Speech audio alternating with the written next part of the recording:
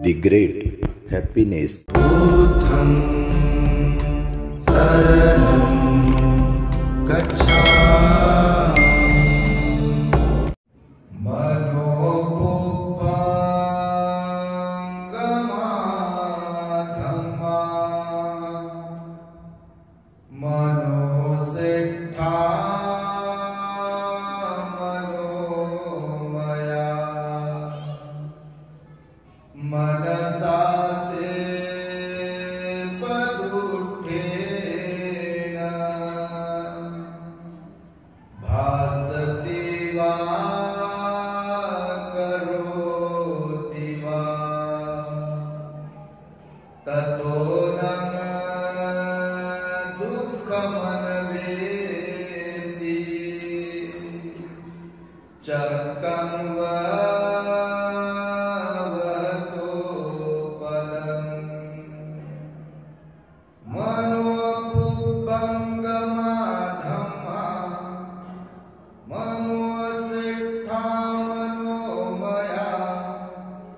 मनसाचे पदुठेन भासति वा करोति वा ततो न सुखमनवेति छायाव अनपायिनी।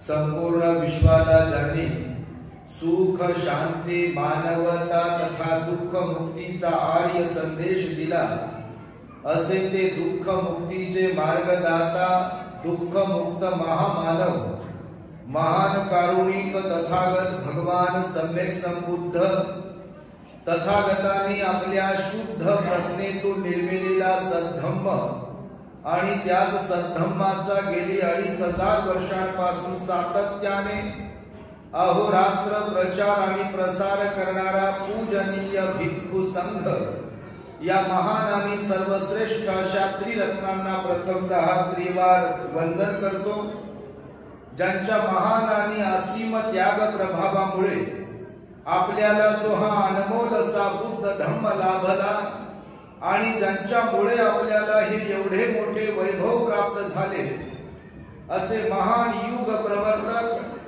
भारतीय राज्यघटनेचे शिल्पकार परमपूज्य बोधिसत्व डॉक्टर बाबासाहेब आंबेडकर या महामानवाच्या महान अशा धम्मक्रांतीमध्ये संपूर्ण जीवनाला समर्पित करून आज या मंगलमय दिनी आपल्या नांदेड जिल्ह्यातील हदगाव येथील डोंगरगाव रोड हदगाव तालुका हदगाव जिल्हा नांदेड या ठिकाणी श्रद्धावान धम्म उपासक आयुष्मान बळवंतराव परशुराम लोमटे बाबा यांच्या 75व्या जन्मदिनाचे औचित्य साधून पूज्य भिक्षू संघास भोजन शिवर आदी दान देऊन भिक्खू संघाची जाहीर धम्मदेसना या ठिकाणी आयोजित करण्यात आलेली आहे। संपूर्ण लोमटे परिवारातील आई कमलाई बळवंतराव लोमटे, सुप्रियाताई प्रवीण लोमटे, जयवर्धनी ताई विजय कांबळे, प्रशांत बळवंतराव लोमटे, विवेक अद्विक अनेशा विरेन व समस्त लोमटे परिवार यांनी हा कार्यक्रम आयोजित केला, तेव्हा तुम्हा सर्वांना त्यांनी सन्मानपूर्वक निमंत्रित केले। या कार्यक्रमासाठी उपस्थित आपण सर्वच सन्माननीय नागरिक श्रद्धावान धम्म उपासक उपासिका बालक तथा बालिकांनो, तद्वतच दी ग्रेट हॅपीनेस या आपल्या YouTube चॅनलचे सर्वच दर्शक सर्वप्रथम तुम्हा सर्वांच्या प्रती मंगल मैत्री सद्भावना व्यक्त करतो आणि आपणा सर्वांच्या दुःख मुक्तीसाठी तथागत भगवान बुद्धांद्वारा शिकविलेल्या धम्मोपदेशास प्रारंभ करतो। आपण सर्वांनी शांत एकाग्र आणि श्रद्धायुक्त चित्ताद्वारे या अनमोल बुद्धवाणीला आपल्या हित सुखाकरिता श्रवण करावे, ग्रहण करावे। लोमटे बाबांची 75वी खरं तर जन्मदिवस डिसेंबर मध्ये झाला, पण आमची तारीख काही उपलब्ध नव्हती, त्यामुळे ही 5 तारीख त्यांना दिली। खरं तर आजचा दिवस हा ऐतिहासिक दिवस आहे। पंतजींनी सांगितल्यानुसार भिक्खू संघातील एक अत्यंत विद्वान प्रोफेसर डॉक्टर भदंत आनंद कौसलन यांची जयंती आहे आणि त्यांच्या जयंतीच्या दिवशी आपल्या हदगावामध्ये या मंगल कार्यालयामध्ये एवढा हा मोठा कार्यक्रम संपन्न होतो आहे, जणू काही धम्म परिषदच इथे संपन्न होत आहे असं मला वाटत आहे। त्यामुळे आपण सर्वांनी आयुष्यमान बळवंतराव परशुराम लोमटे बाबा यांना जन्मदिनाच्या शुभेच्छा म्हणून आणि लोमटे परिवाराचं अभिनंदन म्हणून एकदा सर्वांनी त्यांच्या या पुण्याचं साधुकाराने अनुमोदन करावे। सर्वांनी त्रिवार साधुकार द्यावा। बाबांना हॅपी बर्थडे टू यू। निश्चितच हे पुण्यकर्म आहे आणि 75 वर्षांचं आयुष्य आपल्याला लाभलं आहे। भगवंताच्या उपदेशानुसार मनुष्याला ज्या दुर्दम्य इच्छा असतात जीवनामध्ये, त्यापैकी एक इच्छा म्हणजे आपल्याला आयुष्य लाभावे, दुसरी इच्छा म्हणजे आपल्याला आरोग्य लाभावे। अजून काही इच्छा आहेत आपल्या चॅनलवरती आहेत, मी त्या विषयावरती बोलणार नाहीये, पण सुरुवातीला मी हे तुम्हाला अवगत करून देतो आहे की आयुष्य प्रत्येकाला इच्छा असते की आम्हाला आयुष्य लाभायला पाहिजे। पण आज आपण पाहतो आहे मनुष्य जीवन जगत असताना मरणाऱ्या तरुण लोकांची संख्या फार वाढली आहे, म्हणजे तारुण्यातला मृत्यू लोक आज पाहत आहेत। ही फार वाईट गोष्ट आहे। त्यासाठी राहणीमान, आहार विहार यामध्ये झालेला बदल आणि मनुष्य फार धावतो आहे स्वार्थासाठी, हेही एक त्याला कारण आहे।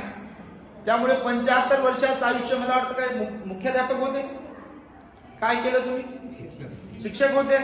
बाप्पा, शिक्षक म्हणजे फार मोठी गोष्ट आहे। देशाला घडवणारा, अनेकांना घडवणारा शिक्षक असतो। आपल्या प्रत्येकाच्या जीवनामध्ये प्रकाश निर्माण करणारा शिक्षक असतो। आपल्याला आचार्य बनवणारा शिक्षक असतो। आपल्याला बोलतं करणारा शिक्षक असतो। जीवनाचा अर्थ समजून सांगणारा शिक्षक असतो। कुणाशी कसं वागावं, माता पित्याची सेवा कशी करावी, एकमेकांशी कसा व्यवहार ठेवावा, हे शिक्षक लहानपणापासून आपल्याला बाळकडू आई वडिलांच्या नंतर सर्वात महत्वाचं स्थान कुणाचं असते तर ते शिक्षकाचं असते। म्हणून जीवनाचा अर्थ समजून सांगणारा शिक्षक असतो। एकदा सर्व शिक्षकांसाठी आपण टाळ्या वाजवल्या पाहिजे सरांचं। आणि विशेष म्हणजे आम्ही हदगावला पहिल्यांदाच आलो धम्म देसना देण्यासाठी। त्यासाठी लोमटे बाबा कारणीभूत ठरले। आम्ही सर्वत्र फिरतो हे त्यांना माहिती आहे। दी ग्रेट हॅपीनेस चॅनल, बंतेजींचं चॅनल, ते त्यांना फॉलो करतात। अनेक प्रवचनं असतात, आमची सार्वजनिक प्रवचनं असतात। बुद्धाचा विचार, संत महापुरुषांचा विचार, बाबासाहेबांचा विचार जनमानसांपर्यंत पोहोचावा म्हणून आम्ही ही चॅनल निर्माण केली आहे, काढली आहे आणि त्या माध्यमातूनच रोज दौरे असतात। बाबांनी आम्हाला इथे निमंत्रित केलं, त्याबद्दलही त्यांच्या प्रति मी मंगल मैत्री व्यक्त करतो। बघा, तसं पाहिलं तर भगवान बुद्ध म्हणाले, आपण किती वर्ष जगलो यापेक्षा आपण जेवढं जगलोय तेवढं जीवन कसं जगलो याला फार महत्व आहे। नाही तर कोणी 100 वर्ष जगलाय आणि फक्त खाण्यासाठी जगलंय, जगण्यासाठी खाले, खाता खाता बटन दबलं मेलंय।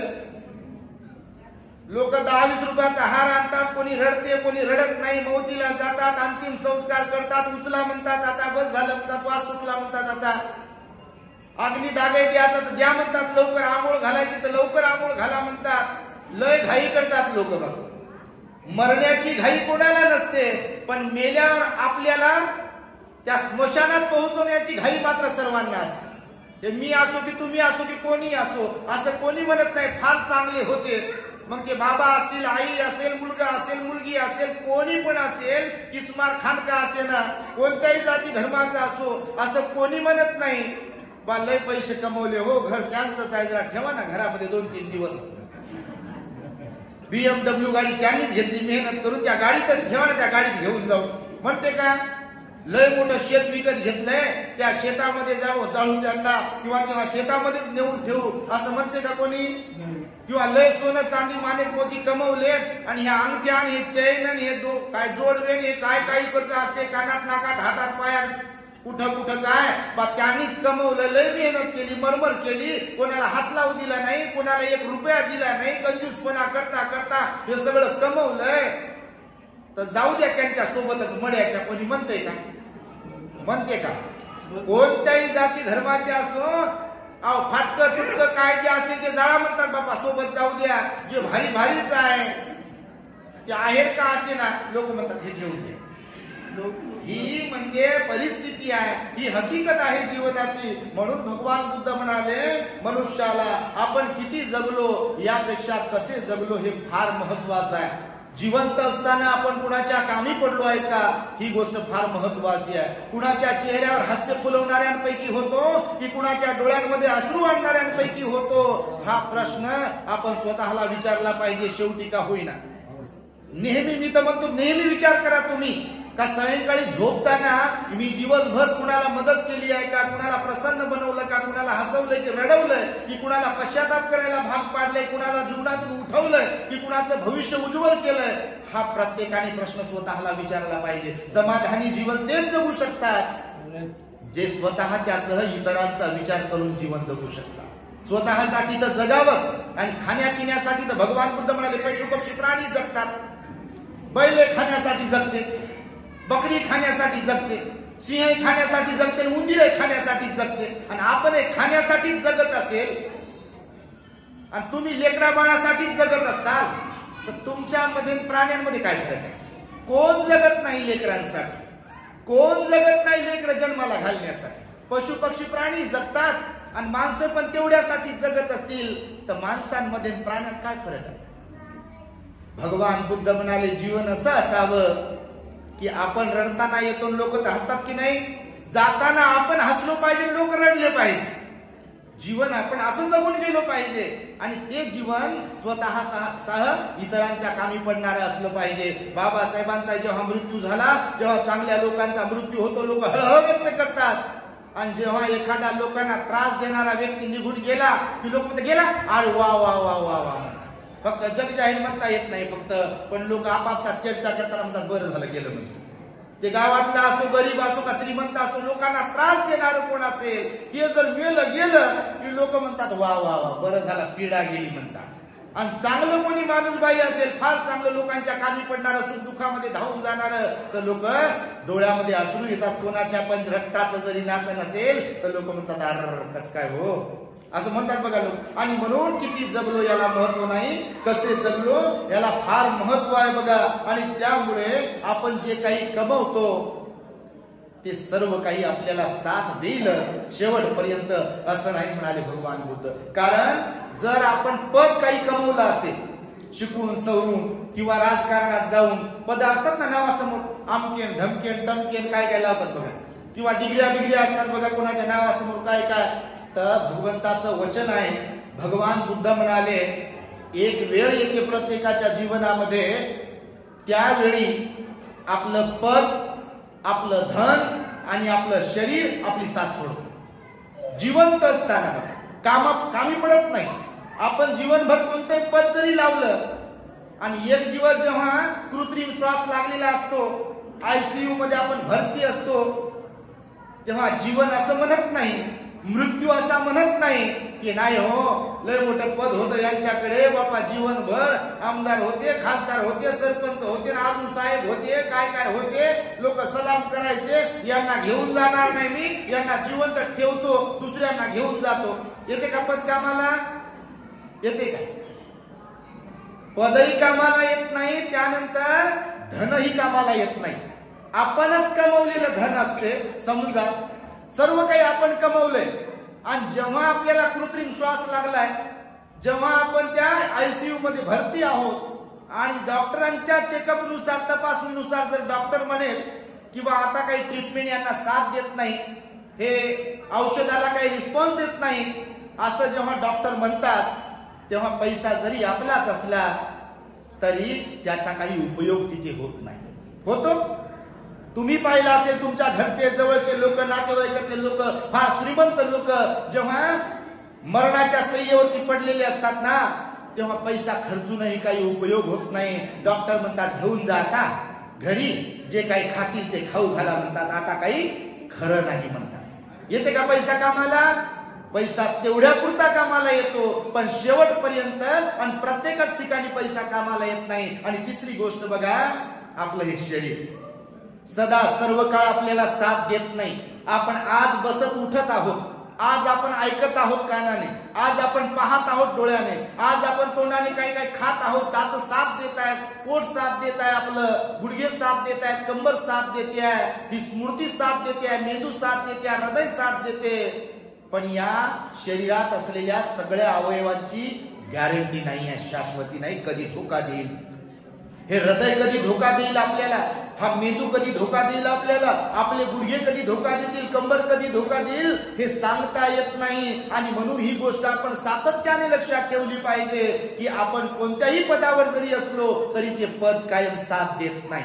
खुर्ची खाली झाली की त्या सहीला महत्व नाही आणि त्या खुर्चीला महत्व नाही, पदाला महत्व नाही. आता रिटायर्ड झाले म्हणतात तुम्ही, तुमची काय करावं सही घेऊ. तुम्ही बघा, एखादा कलेक्टर जरी असेल, जेव्हा खुर्चीत असतो तेव्हा त्याच्या सहीला फार महत्व आहे. लोक रांग लावतात, त्याची भेट होत नाही, त्याची वेळ भेटत नाही. पण पद उतार जेव्हा होतो, सेवानिवृत्ती जेव्हा होते, तेव्हा कोण घेते कलेक्टरची सही? ती बिना कामाची सही. मग तेवढ्यापुरती स्वतःच्या कागदपत्रावर सही करण्यापुरती आणि पेन्शनच्या कागदावर सही करण्यापुरती सही. लोकांच्या काय कामाची ती सही? आणि म्हणून भगवंताचं वचन हे आपण लक्षात ठेवलं पाहिजे. आणि त्यामुळे तुम्हाला मी काही अधिक बोलणार नाही, वेळ भरपूर झाले असल्या कारणाने तुम्हाला घडलेली एक हकीकत, एक घटना सांगतो जीवनाबद्दलची, की एक वेळ येते जीवनामध्ये प्रत्येकाच्या, जेव्हा सेवानिवृत्ती होते ना, सेवानिवृत्ती होते प्रत्येकाची. बघ, कोणी नोकरीला वगैरे असेल किंवा असंही जीवनामध्ये प्रत्येक जण सेवानिवृत्त होत असतो. कारण चाब्या सदा सर्व काळ आपल्याच हातात राहत नाही.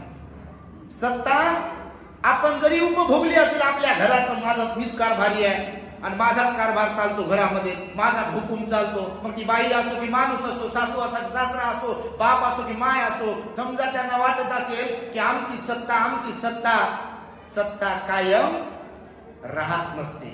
चाब्या कायम आपल्याच हातात राहत नसतात. चाब्या आपल्याच, घर आपलं, शेती आपली, सगळं आपलं. पण एक वेळ येते त्याच्यापासून आपल्याला वेगळं केल्या जात, व्हावंच लागते तसं वेगळं. आपली इच्छा असो नसो, काही काही लोक चाब्या धरू धरू धरू धरू ठेवत असतील. बाप्पा, तुम्ही कोणी सोबत घेऊन आले असताल चाबी कपाटाची, तिजोरीची, घर कोणी घेऊन जाते का, धुवून येते का काय म्हणून. पण किती चाब्या सांभाळू सांभाळू कुठं कुठं ठेवल्या जरी असतील तरी बटन दबलं चाब्या पाहता कुठं ठेवल्या. असेच लोक म्हणतात, तुमच्या माहितीसाठी सांगतो मी, रिपीट करू करू हे सांगतो बघा. पण लोक असंच म्हणतात, असं म्हणत नाही बिलकुल. काय झाले, कुठं झाले पहा म्हणून. चाब्या कुठं ठेवल्यात बघा म्हणतात. ती पिशवी कुठं ठेवली, त्या कमळात ठेवलंय, कुठं काय काय, दागिने कोणत्या मटक्यात ठेवलेत का, कपाटात ठेवले, ती अगोदर शोधा म्हणतात. गादीच्या खाली, उशीच्या खाली काय ठेवले का, ती अगोदर बघा म्हणतात. लय जपू जपू जपू जपू ठेवले, कुणाला हात लावू दिला नाही म्हणतात. अगोदर ते शोधा म्हणतात आणि खरंच अगोदर ते शोधतात लोक आणि नंतर उचला म्हणतात. ही जीवनाची सत्यता माझ्या आईने, माझ्या बाबाने, तुमच्यात बसलेल्या माझ्या भावाने, माझ्या बहिणीने समजून घेतली पाहिजे. आपण इथे कायम नाही आहोत, आपण इथे परमनंट नाही आहोत. ही गोष्ट मी तुम्ही प्रत्येकाने लक्षात घेतली पाहिजे. म्हणून अहंकार, ऍटिट्यूड जो असतो तो ठेवला नाही पाहिजे. तर एकदा अशी घटना घडली बघा, मुंबई साईडला घडलेली घटना सांगतो तुम्हाला. मुंबईमध्ये एक अधिकारी होता आणि तो अधिकारी क्लास 1 ऑफिसर होता, मंत्रालयामध्ये कामाला होता. आणि मंत्रालयात कामाला होता तर शासकीय निवास मिळते, नोकरीत असल्यामुळे क्वार्टर मिळतात. क्वार्टर मिळालं होतं मोठ्याच्या मोठं त्याला. त्या क्वार्टरमध्ये परिवारासह राहत होता तो. काही दिवस गेले, त्यानंतर रिटायरमेंट आली, सेवानिवृत्ती आली, प्रत्येकाच्या वाट्याला येते. कुटुंब वगैरे, पैसा कमवला, भरपूर पैसा आला त्याच्याकडे. त्यानं ठाण्याला एक घर घेतलं मुंबईमध्ये. ठाण्यात एक घर घेतलं त्याने, मोठ्याच्या मोठ्या उच्चभ्रू हाऊसिंग सोसायटीमध्ये स्वतःचा एक फ्लॅट घेतला, बंगलो घेतला त्याने. आणि बंगलो घेतल्यानंतर जेव्हा तो सेवानिवृत्त झाला तेव्हा त्याला शासकीय निवास सोडावा लागला, क्वार्टर खाली करावं लागतं नियमानुसार. मग क्वार्टर खाली गेल्यानंतर तो त्या हायफाय सोसायटीमध्ये घेतलेल्या बंगलोमध्ये परिवारासह जाऊन राहत होता. पण पैसा सगळ्यांनाच पचवता येत नाही. ही एक हकीकत आहे. धन आलं की सगळेच जण जमिनीवरच चालतील असं नाही. मी नेहमी सांगतो, काही लोकांकडे जेव्हा पैसा येतो आणि त्यांच्यात जर अहंकार असेल त्या धनाचा, पदाचा, कुटुंबाचा, जातीचा, तर त्यांचं चालणं बिघडते. वाकडे चालतात लोक, हात असे करू करू. तुम्ही नाही बापा, तुम्ही लय चांगले असाल, काही ती गोष्ट करतो. पैसे आले, लय मोठी गाडी तुम्ही उतरली की असं वाकडच चालते. आम्ही विचार करतो का झालं असेल काय याला.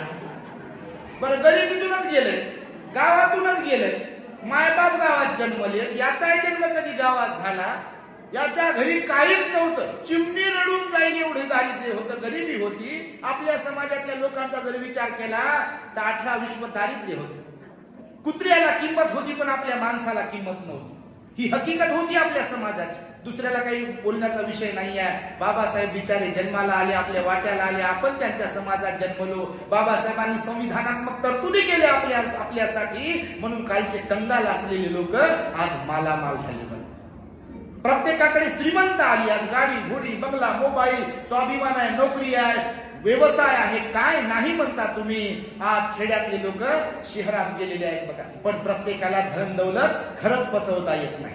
काही मध्ये ज्यांच्यात ऍटिट्यूड असतो, त्या धनाचा, श्रीमंतीचा अहंकार असतो, त्यांचं चालणं वाकडं होते. त्यांचं बोलणे पाना तुच्छ लेखते सगळ्यांना. माझ्यासारखं कोणीच नाही म्हणते. माझी गाडी पाहिली का म्हणते, माझा घर पाहिलं का म्हणते, माझी माडी पाहिली का म्हणते, माझ्या पोरगा पाहिला का म्हणते, कुठे शिकते ती, माझी पोरगी कुठे शिकते माहिती का म्हणते तुम्हाला, आमचा टीव्ही पाहिला का म्हणते, घरात कसा टीव्ही, एलसीडी एलईडी काय आणला ते, आमचा एसी बघला का म्हणते तुम्ही, आमचा हॉल बघितला का, आमचा बेडरूम बघितला का, आमचा फार्म हाऊस बघितलं का, आमचं ढेकळं काय बघितलं का म्हणते तुम्ही. आणि आमच्यासारखं कोणीच नाही म्हणते. मीच मी आहे म्हणते. माझाच दिवा जळते म्हणते, माझ्याच दिव्याचा उजेड आहे म्हणते. तुम्ही तुच्छ आहे म्हणते आणि हिणवते बघा. पण आम्हाला धडा होता लहानपणी शाळेत, गर्वाचं घर खाली. तुम्हाला होता का नाही माहित नाही बाबा, आम्हाला होता. गर्वाचं घर खाली. म्हणून माणसाने गर्व करू नये, कारण बटन आपलं कधी दबू शकते. तो गर्व काय का ढेकळाच्या कामाला येते का कामाला.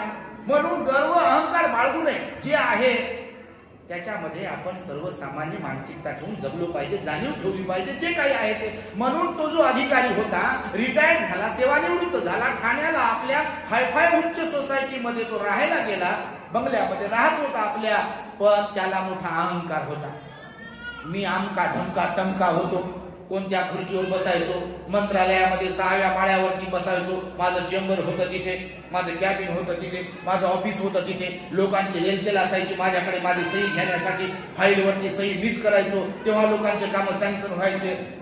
लय अहंकार. आणि मग ते इकडे राहायला आला तर माणसामध्ये जर अवगुण भरलेले असतील की नाही, अवगुण जर भरलेले असतील तर काही लोकांचा स्वभाव असा असते, सूम जळते पण पीळ कायम राहते. म्हणून मला वाटते कधी कधी आपण मरतो की नाही तर मेल्यावर अंगठे बांधतात काही ठिकाणी आणि हातही बांधून टाकतात. बाबा म्हणजे मेल्यावर उठते की काय, लोकांना म्हणते काय माझ्यासारखं कोणी मरत नाही. काय सांगावं माणसाचं. म्हणून बघा, पायाचे बोट बांधतात, हाताचे बोट बांधतात आणि त्या याच्यावर काम किरडी म्हणतात, त्या किरडीवर टाकल्यावर त्याला सुतळीनं बांधून टाकतात, उठू नये म्हणून.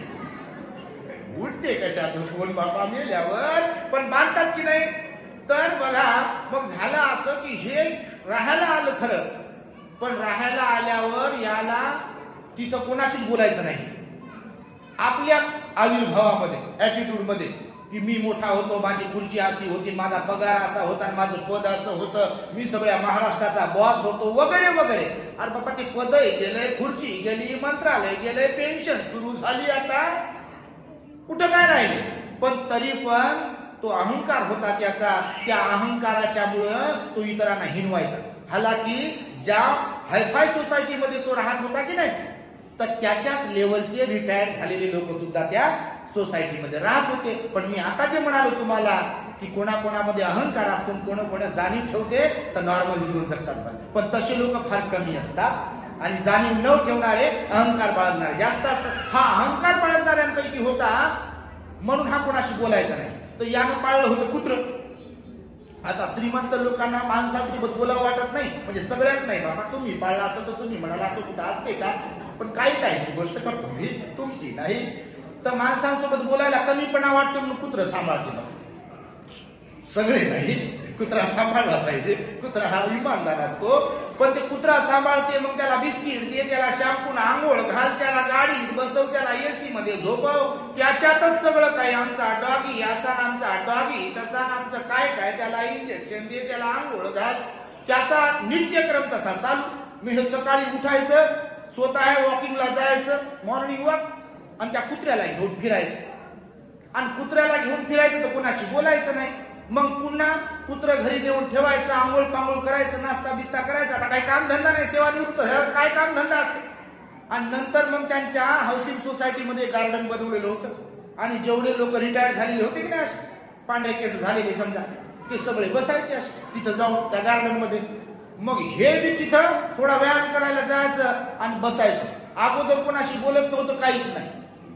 त्या हायफाय सोसायटीमध्ये राहणारा एक दुसरा बाबा ऑफिसर रिटायर झालेला, याचा स्वभाव त्यानं पाहिलं, तपासलं याला. आता माणसाला माणसं ओळखायला येत नाही, हे आपला सीसीटीव्ही आहे ना, 5च मिनिटात ओळखायला येते आपण प्रेमळ आहोत की रागीट आहोत, 5च मिनिटात ओळखायला येते आपण विनम्र आहोत की अहंकारी आहोत.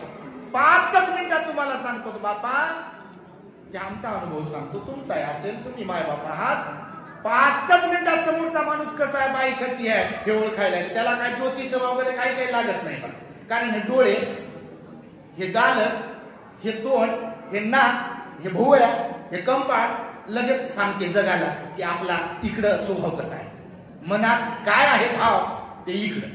डोळे गडगड फिरवणारे आहोत का, डोळे फाडणारे आहोत आपण एकदम, का लाल करणारे आहोत का, काय जे काय असेल ते बाबा तुम्ही तर चांगलेच आहे, पण सांगतो. तर मग हे त्या गार्डन मध्ये बसलं, एका माणसाने याला तपासलं, याची परीक्षा घ्यायचं ठरवलं. त्या माणसाला त्याची दया आली, त्याला वाटलं बा याला जरा शहाणपण शिकू, शहाणपणाची गोष्ट. याला जमिनीवर राहून हे हवेतच राहत होता, असं चेंडू, याचा हवेतच चेंडू होता.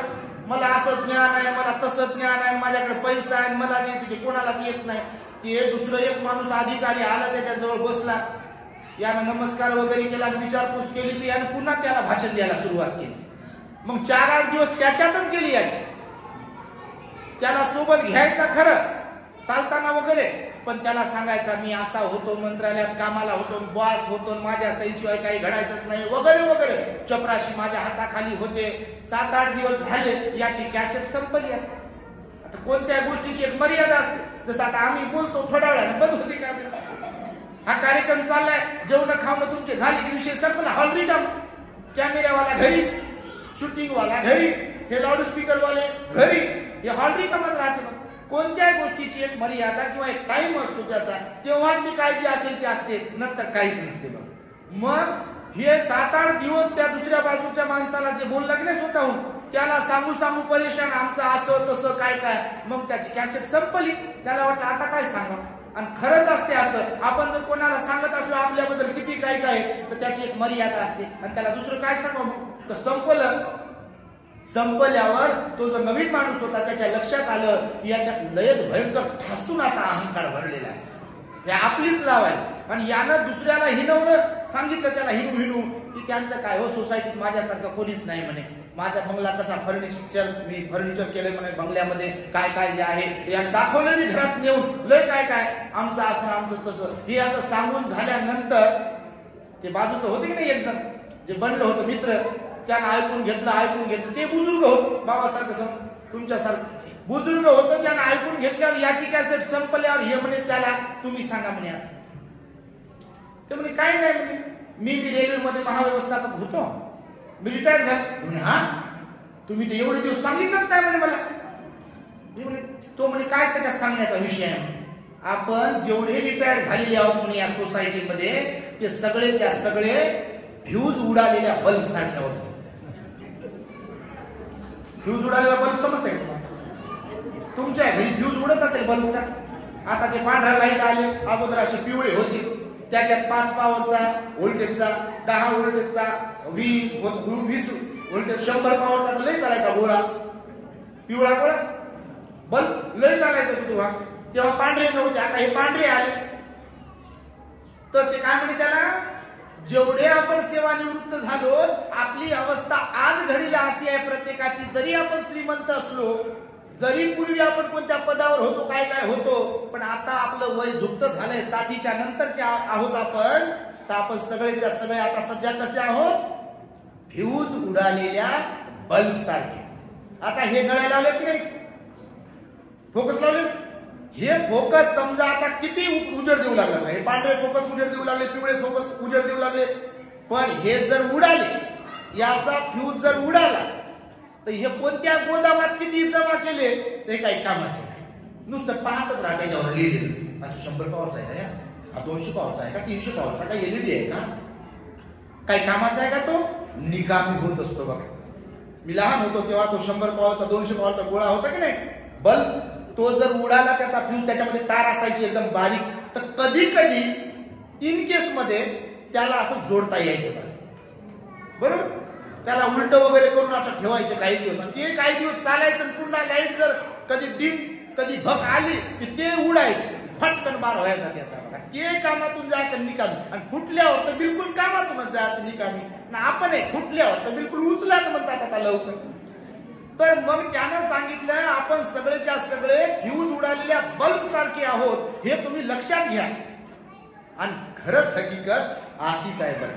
ती सही, ते पद काहीच कामाचं राहत नाही, ती खुर्ची काहीच कामाची राहत नाही. आणि म्हणून सांगितलेलं आहे, हे बघा, भगवान बुद्धाने सांगितलं ह्या सगळ्या गोष्टी की आपण खरं पाहिलं तर या जीवनाला समजून घेत असताना सूर्य सकाळी उगवतो. बघा, शेवटचा पॉइंट सांगतो तुम्हाला. सूर्य सकाळी उगवतो, सायंकाळी मावळतो. तुम्ही जर पाहत असाल, तुम्ही गावीच राहता, मोठमोठ्या शहरांमध्ये सूर्योदय पाहायला मिळत नाही काही काही लोकांना, आणि सूर्यास्त पण पाहायला मिळत नाही.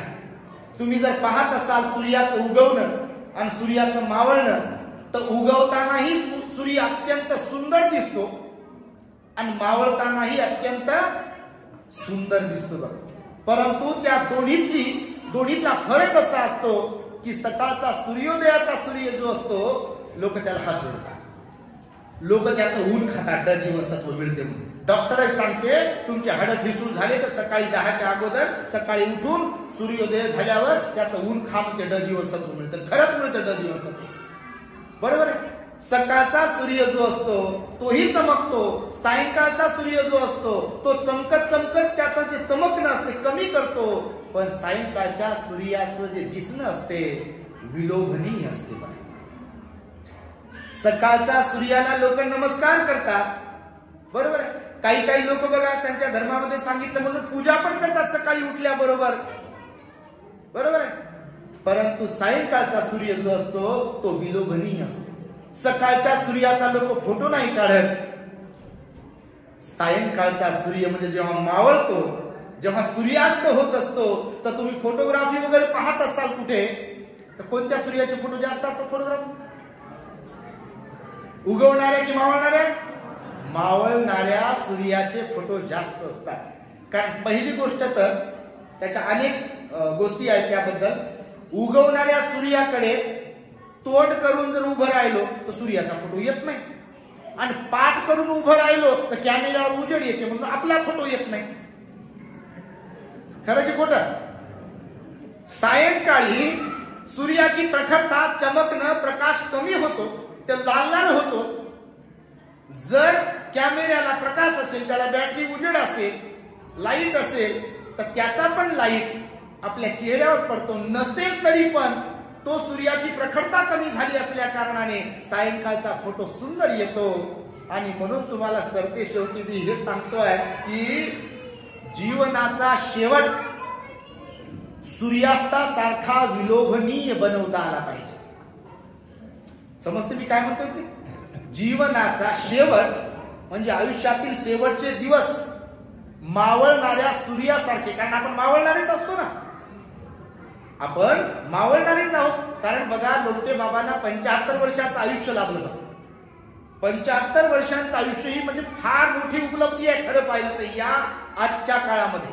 आणि दुसरी गोष्ट तर ते गुडघ्यावर बसून वंदन करत होते. निश्चितच बघा, त्यांची श्रद्धा तर आहेच हो. एकदा टाळ्या वाजून आशीर्वाद द्या बघा त्यांना. मला तर वाटतं या हातगाव मध्ये आमच्या लोमटे बाबाचा हा पहिला वाढदिवस असेल. वाढदिवस तर लय होत असतील हो, संध्याकाळचं काय काय विशेष जेवण खाऊ घालणारे आणि केक कापणारे आहेर घेणारे आणि इथं काय काय भरवणारे. पण जन्मदिनाचं औचित्य साधलं, भंतीजींना भिक्षू संघाला बोलावलं, त्यांना भोजन चिवर दान दिलं आणि फक्त आहेरापुरता, केक पुरता आणि पंक्ती पुरता जन्मदिवस म्हणजे लिमिटेड ठेवला नाही, तर येणाऱ्या पाहुण्यांना बुद्धाची वाणी कळावी, बाबासाहेबांचा विचार कळावा, लोकांमध्ये परिवर्तन व्हावं, लोकांचं जीवन हे अंधाराकडून प्रकाशाकडे जावं, यासाठी म्हणून बघा जाहीर धम्मदेसनेच्या कार्यक्रमाचं आयोजन केलं. आणि तुम्हाला पण मी सांगेल, खरं तर बाबांच्या मुलांसाठी, सुनेसाठी, मुलीसाठी एकदा टाळ्यावर. आणि इथून आता जाताना तुम्ही नुसते टप्पूच मारून जाऊ नका, वाईट नका वाटू देऊ शब्द असा वापरतो. तर तुम्हालाही प्रत्येकाला मायबाप असतील नाही का, मायबाप कोणाला नसतात. पण काही काही ठिकाणी परिस्थिती अशी आहे की जिवंत असणाऱ्या मायबापाचं किंमत कळत नाही, मेल्यावर मात्र धाय मोकळून रडते. माझी आई खूप चांगली होती पण तिला वेळ देऊ शकलो नाही, माझे बाबा खूप चांगले होते पण त्यांना वेळ देऊ शकलो नाही. असे पश्चातापाचे अश्रू गाळणारे कितीतरी लोक आम्हाला भेटतात. मी त्या प्रत्येकाला सांगतो, पश्चातापाचे अश्रू नंतर गाळण्यापेक्षा, मायबापाच्या अंतिम संस्कारानंतर त्यांच्या नावानं लोकांना बुंदी नुकतीन काय काय खाऊ घालण्यापेक्षा, कावळ्याला घास भरविण्यापेक्षा, त्यांच्या फोटोला हार घालण्यापेक्षा, ते जोपर्यंत जिवंत होते, जोपर्यंत त्यांचे दात काम करत होते, जोपर्यंत त्यांची स्मृती काम करत होती, हातपाय काम करत होते, तर हा नंतर खर्च करणारा जो पैसा आहे तुमचा, जिवंतपणामध्ये त्यांच्यावर जर तुम्ही उधळवला त्यांच्या सेवेसाठी, तर तुम्हाला बाकी कुठल्या दगड्या धोंडाचा आशीर्वाद घेण्याची गरज पडणार नाही. कारण जर खरंच आशीर्वाद कोणाचा लागत असेल आणि अंतर्मनातून आपल्या लेकराला, परिवाराला जर आशीर्वाद कोण देत असेल या जगामध्ये, तर ते म्हणजे आपले माता पिता असतात. आणि तुम्ही माता पित्याची जिवंत असताना सेवा केली पाहिजे. म्हणून मी यांच्या मुलांना, सुनेला, मुलीला त्यांच्या प्रति विशेष मंगल मैत्री व्यक्त करेल की बाबांचा हा जन्मदिवसाच्या निमित्ताने 75वी त्यांची साजरी होत आहे. आणि हाच खरा तर आनंद असतो. मी नेहमी सांगतो, दवाखान्यात ऍडमिट असल्यावर लोक नारळाचं पाणी घेऊन जातात. हो, तुमच्याकडे तुम्ही घेऊन जात असाल.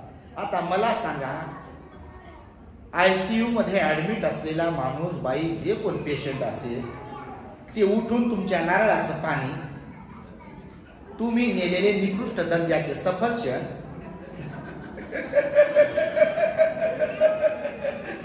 आम्ही पाहतो ना, ते सफरचंद आणायला जाते आणि दुसऱ्याला द्यायचे म्हणते पेशंटला, आणि त्याला विचारते दुकानदाराला हे कितीला आहे, ते आणि ते 2-3 भाव सांगते. पेशंटला न्यायचे म्हणून निकृष्ट दर्जाचे घेऊन जाते, कमी पैसेवाले. मी तर म्हणतो बाबा, हे फळं बिळण रिकामं काय काय नेण्यापेक्षा पैसे देत राहा तुम्ही पेशंटला. आणि कामी पडतील ना त्याच्या. ते फळं स्वतः खात नाही. मी दवाखान्यात जात असतो कधी कधी पेशंटला पाहायला, कोणी पण असेल तर तुम्ही पण जात राहा. पेशंटला पाहायला गेलो पाहिजे, आपल्या सुद्धा तुलना केली पाहिजे की आपल्यावर तशीच वेळ येते प्रत्येकावर. लोकांना फळण बिळण, मी ते कपडे बिपडे आता पाहू लागलो बघा, वाईट नका मानू. मी हे सगळं पाहता मोठं झालो. तुम्ही कोणी गेल्यावर लोक कपडे घेऊन जातात पहा, कोणाच्या वाढदिवसाला गेले की कपडे बिपडे घेऊन जातात. मला सांगा, आज दिवस बदललेले आहेत की नाही, परिस्थिती बदललेली आहे की नाही. आता मला सांगा, बळवंतराव लोमटे शिक्षक होते, त्यांचा मुलगा प्रवीण आहे, ऍडव्होकेट आहे, वकील आहे, नाही का. अजून कोणता मुलगा शेती करते, बाबा शेती आहे म्हणते, विजय. आणि जे काय असेल ते घर एवढं चांगलं बांधलंय, आणि त्यांना 10-20 रुपयाची टोपी दिली समजा आहे ना, तुम्ही ते घालतील का? इथंच बसलेले तुम्ही किती लग्नात कोणकोणत्या कार्यक्रमात ते टॉवेल आणि टोपी घेतली असेल आहे ना, तर तुम्ही लोकांना टोप्या घातल्या असतील. इथं बसलेल्या किती लोकांच्या डोक्यात त्या टोप्या आहेत. त्या नेहरूने एकदा घातली, नंतर सोडून दिली. बघा आता कोण टोप्या घालतो? दुसऱ्याचं घर भरायचं. मी विषय निघाला म्हणून सांगतो शेवटचं, की त्या टॉवेल टोप्या देण्यापेक्षा त्या व्यक्तीला जे आवश्यक आहे, त्या घराला जे आवश्यक आहे ते द्यायला शिका. आणि आपल्या मायबापाचे असे वाढदिवस, तुम्हाला तारीख जरी माहीत नसेल पण इथून एक गोष्ट घेऊन जा, जेवण कसं होतं काय होतं याच्यावर चर्चा करण्यापेक्षा ते पोटभर जेवलो बापा, लय चांगलं जेवण होतं आणि लय चांगलं डेकोरेशन केलं होतं, काय काय काय काय लावलं होतं, याच्यावर रिकामी चर्चा करण्यापेक्षा एक तर तुम्ही हा धम्माचा उपदेश सोबत घेऊन जा, बुद्धाची वाणी. आणि दुसरी गोष्ट, संकल्प करा की आम्ही सुद्धा आमच्या माता पित्याचे वाढदिवस साजरे करू आणि जिवंतपणात त्यांची सेवा करू, त्यांना असा आनंद घेत राहू. कराल तुम्ही संकल्प सर्वजण? कोण कोण करेल हात वर करा. आपल्या मायबापाला आनंदित ठेवा तुम्ही. ज्या घरातले मायबाप म्हातारे लोक आनंदी, त्या घरात आनंदच आनंद आहे. ज्या घरातले म्हातारे लोक, सासू सासरे मायबाप जे कोणी असतील ते जर सुखी असतील, त्यांच्या चेहऱ्यावर प्रसन्नता असेल तर निश्चितपणे त्या घरामध्ये प्रसन्न वातावरण राहते. पण ज्या घरात म्हाताऱ्या लोकांना रडविल्या जाते, परेशान केल्या जाते, औषध पाण्याविना जेवणाविना मारल्या जाते, त्या घरात किती श्रीमंती येवो, किती मोठ्या पगाराची नोकरी लागो, त्यांच्या चेहऱ्यावर हास्य आणि त्यांच्या जीवनात खरं सुख तुम्हाला सांगतो कधीच भेटू शकत नाही. हे बुद्धाचं वचन आहे. आणि त्यामुळे तुम्ही जाताना इथे संकल्प करा आपल्या मायबापाची सेवा करण्याची, म्हाताऱ्या लोकांची सेवा करण्याची. आणि म्हणून मी पुन्हा एकदा आमच्या बळवंतराव लोमटे बाबाला, त्यांच्या परिवाराचं अभिनंदन करेल, त्यांच्यासाठी आशीर्वाद व्यक्त करेल. आणि सेवानिवृत्तीच्या अधिकाऱ्याची जी तुम्हाला कथा सांगितली, तुमची तशी कथा होता कामा नये. तो अहंकार श्रीमंतीचा आणि जो काही असेल तुमच्याकडे त्याचा तुम्ही सोडून दिला पाहिजे. आणि खऱ्या अर्थाने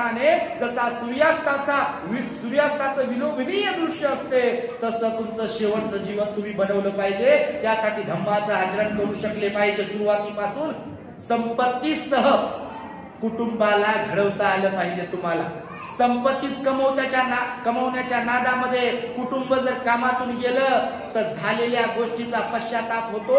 साप निघून गेल्यावर फरकांडीला मारण्यात काही अर्थ उरत नाही. म्हणून बुद्ध बाबासाहेबांचा विचार सुद्धा सोबत ठेवा. फक्त धनच सोबत ठेवू नका, फक्त धनच कमवू नका. तर बुद्ध बाबासाहेबांचा विचार आपल्या घरादारातल्या लोकांना द्या, चांगले संस्कार त्यांना द्या, मुलांना घडवा, घरामध्ये धम्ममय वातावरण तयार करत जा.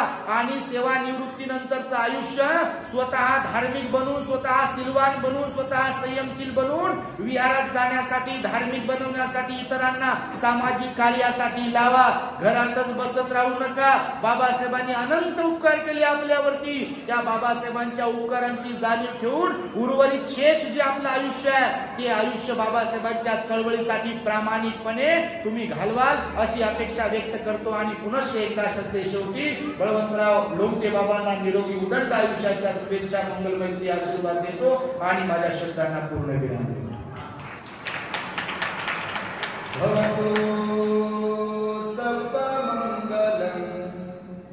रखन्तु सर्वदेवता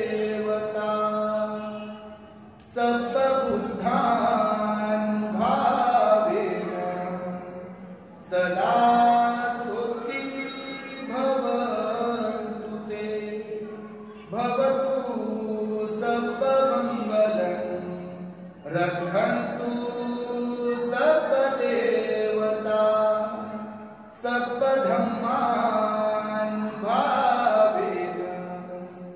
सदा सुखी भवन्तु ते भवतु सर्वमङ्गलं रक्षन्तु सर्वदेवता सर्वसङ्घानुभावेन सदा सुखी भवन्तु ते.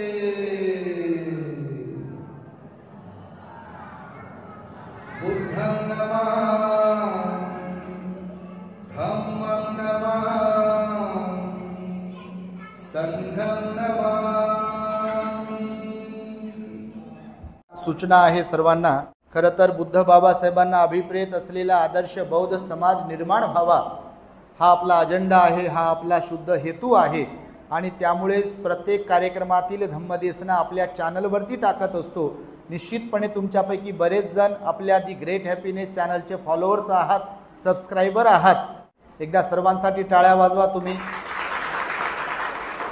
हे यासाठी सांगतो आहे की तुमच्यापैकी जे नवीन असतील तर त्यांनी आपल्या परिवारामध्ये टीव्हीला कनेक्ट करून किंवा मोबाईलमध्ये आपल्या परिवारामध्ये परिवर्तन व्हावं, मुलांवर धम्माचे संस्कार व्हावेत, बाबासाहेब त्यांना कळावेत, ही इच्छा ज्यांची कुणाची असेल किंवा घरामध्ये विस्कटलेली घडी ज्यांच्या कुणाची असेल आणि त्यांना वाटत असेल की ती घडी नीट व्हावी, घरामध्ये धम्ममय वातावरण खरंच निर्माण व्हावं, तर त्यांच्यासाठी उपयुक्त असलेलं आपलं दी ग्रेट हॅपीनेस चॅनल आहे। तर आपल्या चॅनलला तुमच्याकडे मोबाईल आहे, टीव्हीवरील किंवा मोबाईलवरील किंवा यूट्यूबवरील नको ते डोकं खराब करणाऱ्या मालिका, सिरियल, चित्रपट पाहण्यापेक्षा आणि मुलांनाही त्या माध्यमातून बिघडवण्यापेक्षा बुद्ध बाबासाहेबांना अभिप्रेत असलेले अनेक विषयांवरील प्रवचन आपल्या चॅनलवरती असतात। तर म्हणून मोबाईलमध्ये जाऊन यूट्यूबला आपल्या दी ग्रेट हॅपीनेसला तुम्ही सबस्क्राईब करावे, इतरांनाही सबस्क्राईब करण्यासाठी सांगावे आणि जी प्रवचनं असतात ती आपल्या नातेवाईक, आप्तेष्ट आणि व्हॉट्सअप ग्रुपवरील जेवढी लोक असतात त्यांना शेअर करत राहावीत, लाईक करावीत आणि कॉमेंट्स करत राहाव्यात,